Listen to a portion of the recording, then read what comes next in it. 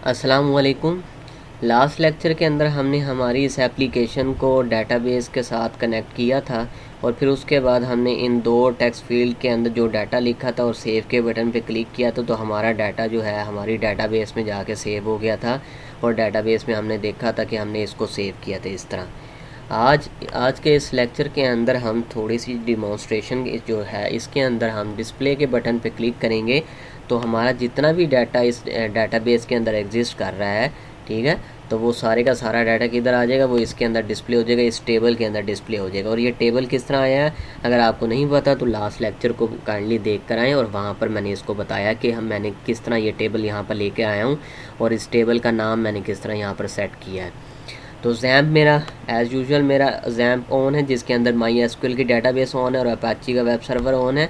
तो अब मैंने डिस्प्ले के बटन के ऊपर डबल क्लिक किया। जैसे ही मैं डिस्प्ले के बटन के ऊपर डबल क्लिक किया वहाँ पे आया हूँ तो यहाँ पर सबसे पहले मैंने क्या किया है, सबसे पहले जो लास्ट टाइम मैंने आपको बताया था डिफ़ॉल्ट टेबल मॉडल जो है हमारे पास टेबल की मैनिपुलेशन के लिए इस्तेमाल होता है। ये इस करंट टेबल की, ठीक है, इसकी मैनिपुलेशन के लिए इस्तेमाल होगा, इसको यूज़ करेंगे हम।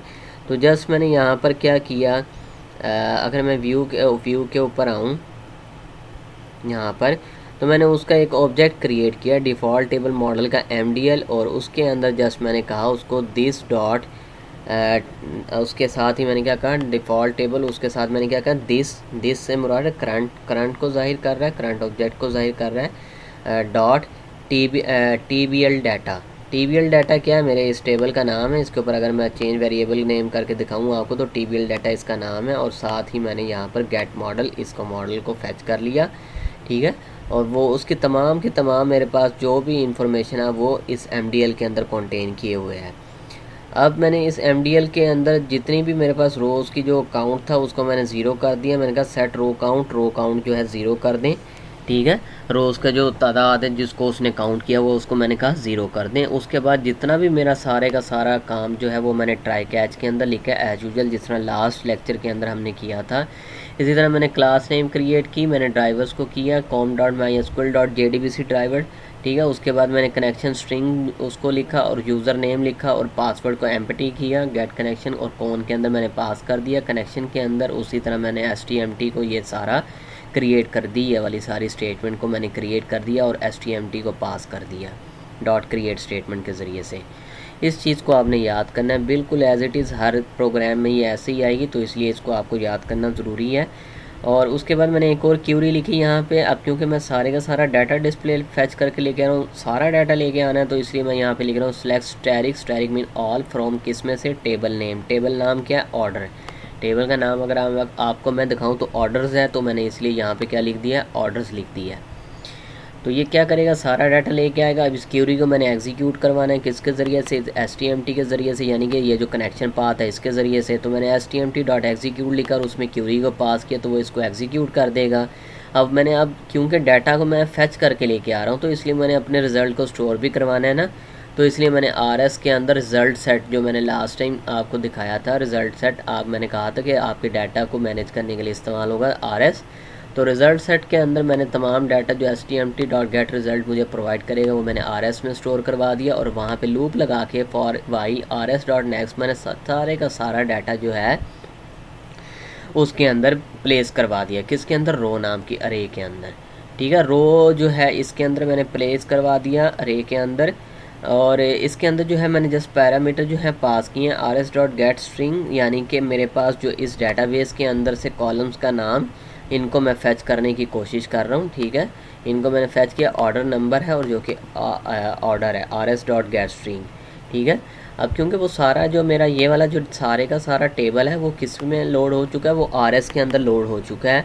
तो उसके अंदर से मैं जो है फैच करने की कोशिश कर रहा हूँ, किस कॉलम को, इस कॉलम को फैच कर रहा हूँ और मैं इस कॉलम को फैच कर रहा हूँ, यानी कि दोनों कॉलम्स जो मेरे पास थे उन दोनों को मैं फैच करके मैं रो में स्टोर करवा रहा हूँ।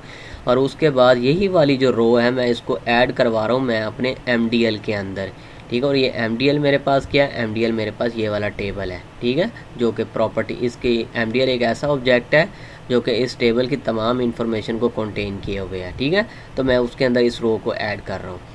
और उसके बाद फिर मैंने कहा current this dot LPL data और उसके अंदर सेट मॉडल यानी कि सेट कर दो। अब किसको मॉडल को सेट कर रहे हैं, मैंने नया जो मॉडल जो मैंने अब जिस मॉडल में मैंने रो को ऐड किया उसी मॉडल को मैंने यहाँ पे किया। पहले हमने सेट मॉडल क्या किया था, अगर आप ऊपर जाएं तो यहाँ पर आपको मैं दिखा सकता हूँ, हमने पहले मॉडल को गेट किया था, MDL में सारी इन्फॉर्मेशन आ गई थी और ये किसकी इन्फॉर्मेशन आ गई थी, इस टेबल की इन्फॉर्मेशन आ गई थी।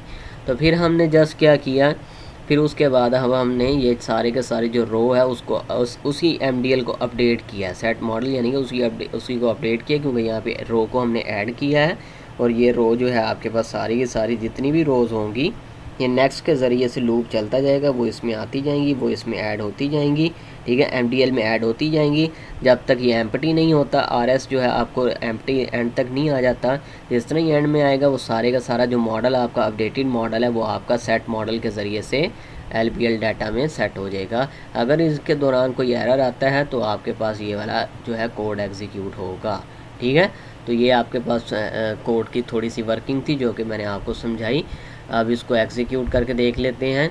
हम सबसे पहले डाटा इंसर्ट करते हैं। मैं कहता हूँ नंबर 2 के ऊपर मैं कहता हूँ यूज़र ने ऑर्डर किया है, बर्गर ऑर्डर किया है, ठीक है, इसको मैंने सेव किया तो ऑर्डर प्लेस हो गया। अब मैं डिस्प्ले पे जैसे ही क्लिक करता हूँ तो ये देखें मेरे पास दो डाटा, एक कोल्ड ड्रिंक है और दूसरा बर्गर है, ठीक है, दोनों डाटा मेरे जो है इसके ऊपर डिस्प्ले हो चुके हैं। अगर मैं यहाँ पर दोबारा क्लिक करता हूँ, मैं कहता हूँ 3rd नंबर पे यूज़र ने एंटर किया है और ऑर्डर नंबर 3 है और उसने जो यहाँ पे प्लेस किया उसने कहा है जी फ्राइज़, ठीक है, उसने फ्राइज़ प्लेस किया, ठीक है, ऑर्डर प्लेस हो गया है। अब मैं डिस्प्ले पे जिस तरह क्लिक करता हूँ तो ये देखें यहाँ पे मेरे पास फ्राइज़ आ गई हैं, ठीक है। तो अगर मैं आपको डाटाबेस दिखाऊँ ना सिर्फ उधर हो रहा है बल्कि यहाँ पर भी हो रहा है। ये देखें ये तीनों चीज़ें आगे, कोल्ड ड्रिंक भी है, बर्गर भी है और फ्राइज़ भी हैं आपके पास, ठीक है। तो ये आपके पास था। नेक्स्ट लेक्चर के अंदर इंशाल्लाह हम ये जितना डाटा यहाँ पे आपको नज़र आ रहा है इस डाटा को डिलीट के बटन से डिलीट करने की कोशिश करेंगे। तब तक आप इसकी प्रैक्टिस करें। अल्लाह हाफिज़।